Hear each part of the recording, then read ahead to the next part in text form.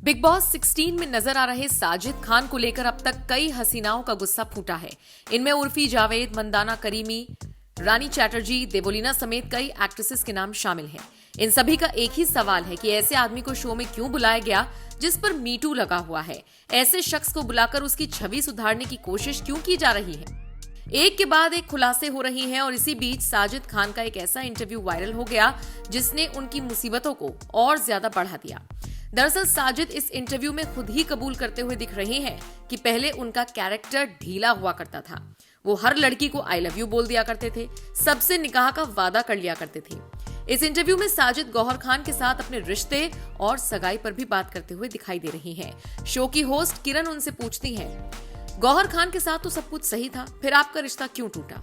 इस पर साजिद हंसते हुए कहते हैं, उस वक्त मेरा कैरेक्टर बहुत ढीला था, मैं कई लड़कियों के साथ घूम रहा था। गौहर से सगाई होने के बावजूद मैं हर लड़की को आई लव यू बोल देता था, उसके साथ घूमता था, उसको निकाह का प्रपोजल दे दिया करता था। इस हिसाब से देखा जाए तो मेरी लगभग 350 शादियां हो चुकी होती, क्योंकि कई लड़कियां सीरियस हो जाया करती थी। साजिद ने गौहर की तारीफ भी की और कहा कि वो बहुत प्यारी लड़की है। आपको बता दें, गौहर और साजिद ने साल 2003 में सगाई की थी, लेकिन उसके बाद ये रिश्ता टूट गया। फिर गौहर कुशाल टंडन को डेट करने लगी, हालांकि ये रिश्ता भी नहीं चला। अब फिलहाल उन्होंने कोरियोग्राफर जैद दरबार के साथ निकाह किया और अपनी मैरिड लाइफ को एंजॉय कर रही हैं।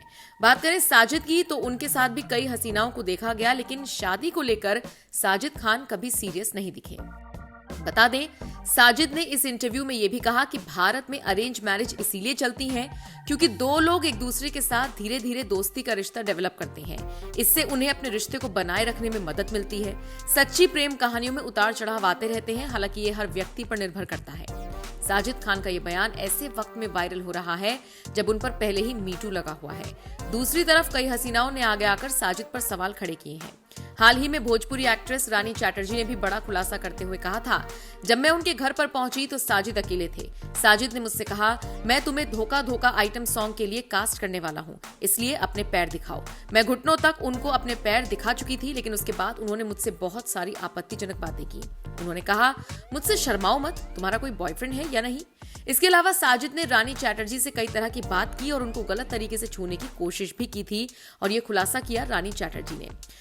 बता दें, रानी चैटर्जी ने कहा, मुझे इस बात का डर था कि अगर मैं साजिद को लेकर कोई खुलासा करूंगी तो उल्टा मुझे झूठा साबित कर दिया जाएगा, क्योंकि मैं एक छोटी सी भोजपुरी एक्ट्रेस हूं और वो इतने बड़े डायरेक्टर हैं। हालांकि अब मुझे लगता है मुझे आगे आकर बोलना चाहिए। एक तरफ साजिद को लेकर इतनी नेगेटिविटी है तो वहीं दूसरी तरफ राखी सावंत साजिद को गलती सुधारने का दूसरा मौका देने की बात करते हुए उनका फेवर कर रही हैं। अब आप बताइए, इस पूरी खबर को लेकर आप क्या राय रखते हैं।